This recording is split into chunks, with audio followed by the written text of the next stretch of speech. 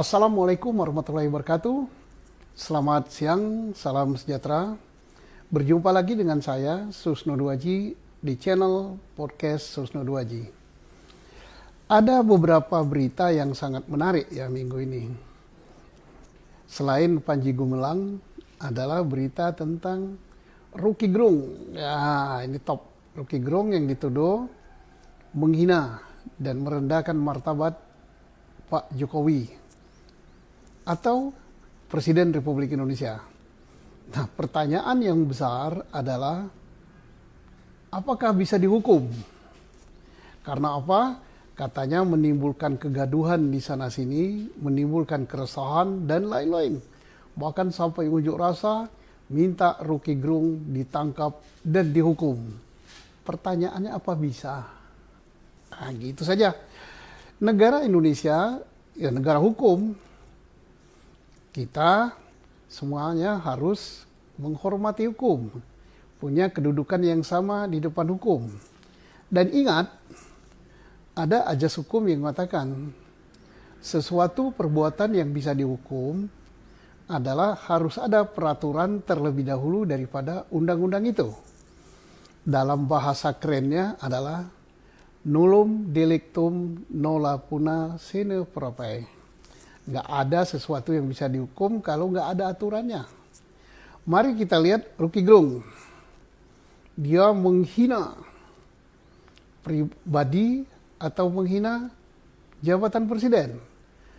Nah, jelas dia katakan, saya tidak menghina pribadi Jokowi. Saya tidak protes Jokowi. Saya tidak segala macam lah kepada Jokowi pribadi. Yang dia lakukan adalah terhadap Jokowi selaku presiden. Nah, jelas jabatan. Reaksi masyarakat luar biasa. Bahwa Roky Gerung telah merendahkan simbol negara, lambang negara, sehingga harus ditangkap, harus dihukum. Nah, begitu ceritanya. Bahkan tidak kurang dari istana gitu ya. Petinggi istana, kepala staf kepresidenan Pak Muldoko sampai mengadakan keterangan pers. Sampai mengatakan bahwa itu penghinaan luar biasa dan sudah tugas daripada kepala staf kepresidenan.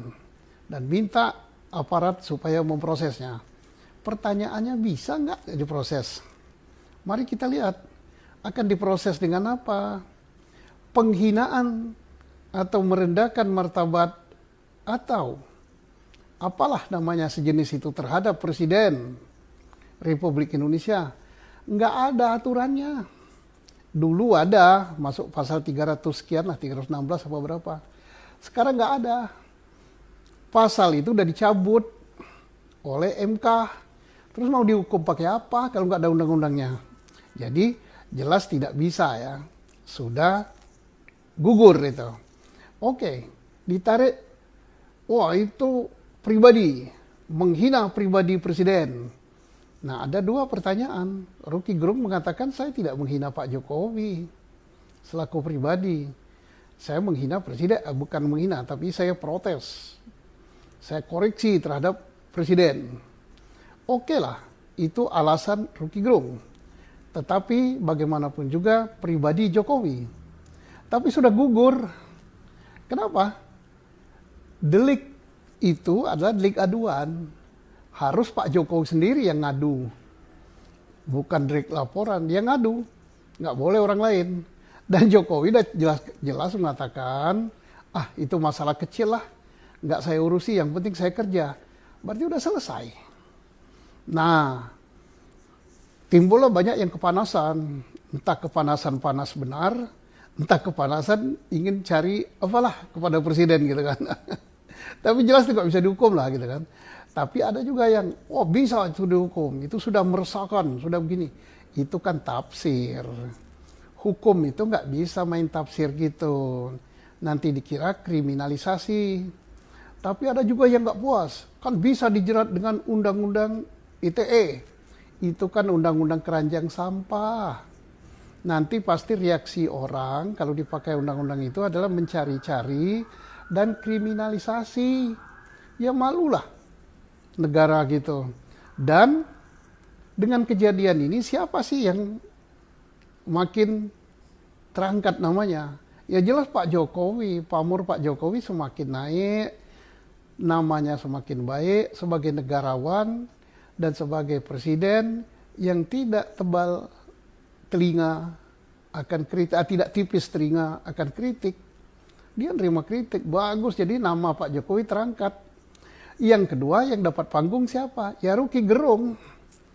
Rocky Gerung dapat panggung karena berbagai pihak menanggapi, media nanggapi, pakar-pakar hukum nanggapi, terus politisi nanggapi, tim sukses nanggapi. Jadi yang menang Rocky Gerung gitu kan, nomor 2 pemenangnya. Nomor 3 yang kehilangan pamornya ya orang-orang yang merasa kepanasan, dianggap tidak ngerti hukum, dianggap tidak belajar hukum, dan sebagainya. Nah inilah, jadi kita harus hati-hati. Hal ini ya nggak bisa dihukum lah. Terus undang-undang ITE yang akan diajukan, mohon agar penyidik, ya polisi lebih berhati-hati. Sampai nanti dikira polisi diperalat untuk hal-hal mempolitisasi hukum dan dianggap kriminalisasi. Nggak bagus lah, ini negara demokrasi, kita bebas berpendapat dan segala sesuatu diatur oleh hukum. Jadi kesimpulannya nggak bisa. Yang katakan nggak bisa itu bukan saya, undang-undang. Baca dulu, nullum delictum nona sona propria nullum delictum